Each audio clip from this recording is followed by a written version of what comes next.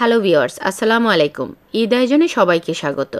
আজকে আমি সেমাই দিয়ে মজার একটি ডেজার্ট নিয়ে এসেছি, আর সেটা হলো নবাবী সেমাই। অনেকে এটাকে কাস্টার্ড সেমাইও বলে থাকে।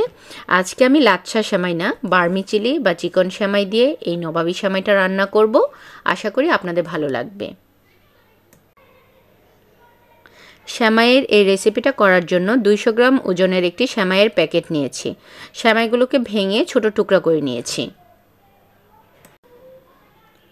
চুলার জাল লো রেখে সেমাইগুলো ভেজে নিচ্ছি 3-4 মিনিট।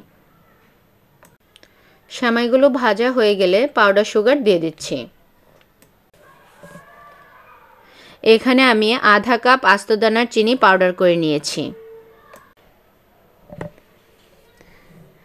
এখানে আস্ত দানার চিনি ব্যবহার করতে পারেন, তবে আস্ত দানার চিনি অনেক সময় সেমাইয়ের সাথে মিশতে চায় না, খাওয়ার সময় মুখে লাগে, তখন খেতে ভালো লাগে না, তাই পাউডার সুগার ব্যবহার করাটাই ভালো। এখন দিয়ে দিচ্ছি পাউডার মিল্ক আধা কাপ, এলাচ গুঁড়া আধা চা চামচ।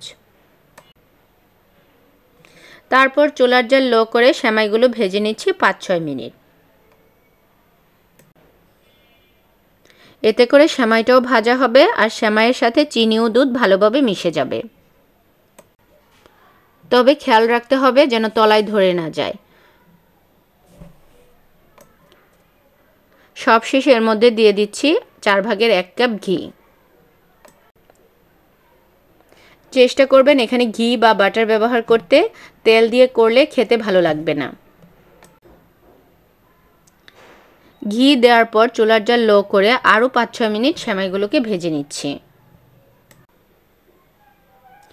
যখন সেমাইয়ের কালারটা চেঞ্জ হয়ে আসবে এবং খুব সুন্দর একটা ফ্লেভার বের হবে, তখনই বুঝতে হবে সেমাই ভাজা হয়ে গিয়েছে। এখন আমি কাস্টার্ডটা তৈরি করে নিচ্ছি। একটি প্যানে 1 লিটার লিকুইড দুধ নিয়ে নিচ্ছি। এতে দিয়ে দিচ্ছি আধা cup custard powder. Condense milk দিয়ে দিচ্ছি 3/1 কাপ করে 2 বার। এখানে আপনারা চিনিও ব্যবহার করতে পারেন, তবে কনডেন্স মিল্ক ব্যবহার করলে দুধটাও ঘন হয় আর খুব সুন্দর একটা ফ্লেভার আসে। তারপর চুলার জাল লো করে দুধ জাল করে নিচ্ছি। দুধ অনবরত নাড়তে হবে যেন তলায় ধরে না যায় আর কাস্টার্ড পাউডারটাও জমাট বেঁধে না যায়। 5 মিনিট যেতেই কাস্টার্ডটা ঘন হতে শুরু করবে। এটি খুব বেশি ঘন করা যাবে না, এমন রানি কনসিস্টেন্সিতেই রাখতে হবে। এখন আমি দিয়ে দিচ্ছি আধা কাপ হুইপ ক্রিম। আমি কাস্টার্ডের টেস্ট এনরিচ করার জন্য হুইপ ক্রিম ব্যবহার করছি, আপনারা চাইলে স্কিপ করতে পারেন। হুইপ ক্রিম দিয়ে আমি 5 মিনিট লো আঁচে জাল করে নিচ্ছি। আমি আবারও বলছি, ক্রিমটা খুব বেশি ঘন করা যাবে না, এমন রানি কনসিস্টেন্সিতেই রাখতে হবে।